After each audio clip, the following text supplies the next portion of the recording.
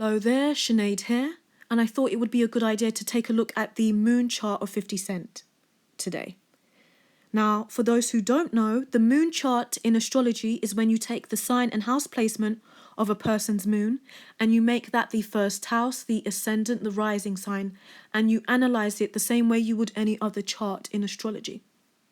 The moon is your internal monologue, it's your inner child, your inner voice, your mother, your relationship with your mother, your perception of your mother can all be seen from the moon.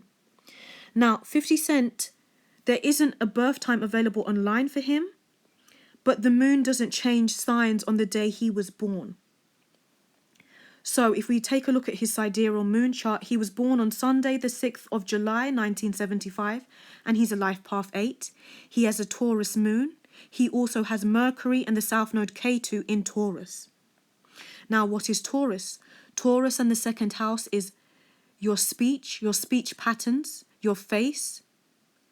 It speaks to your values, your family's core values, sustenance, your creative ability, creative expression, your singing ability, your ability to attain wealth, what you wish to attain and hold on to, what you value most.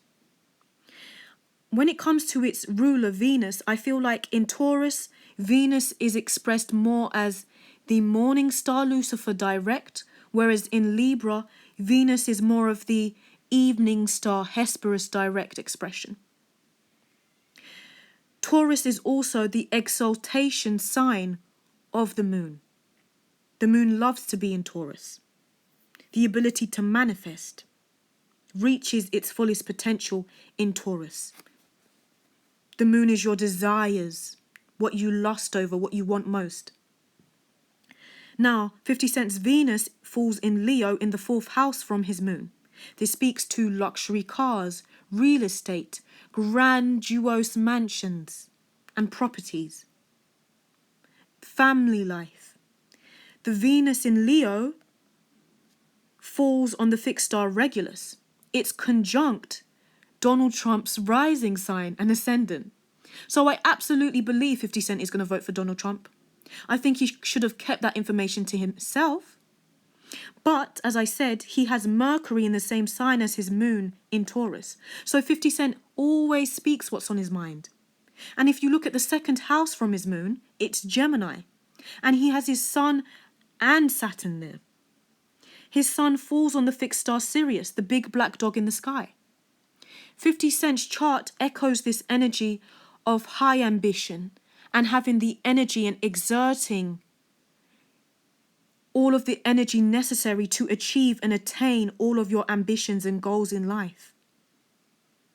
Because Saturn was starving his sun, there isn't that connection, that relationship with the father. And you can see this theme throughout 50 Cent's life.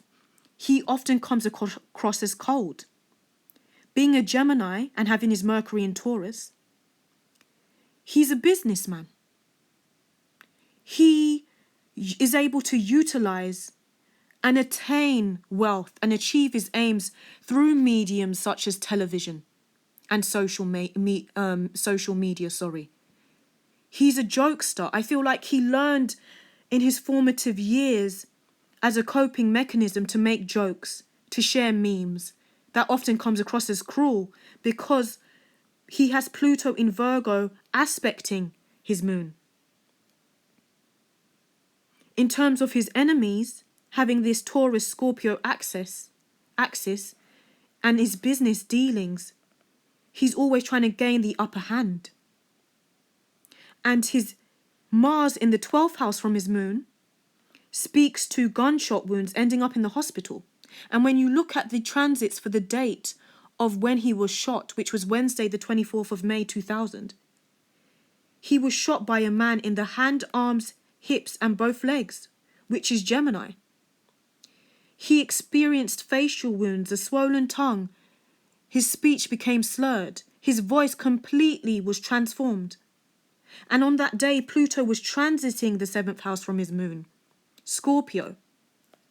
And having Uranus in the 6th house, this is his enemies catching him off guard, sneaking up on him.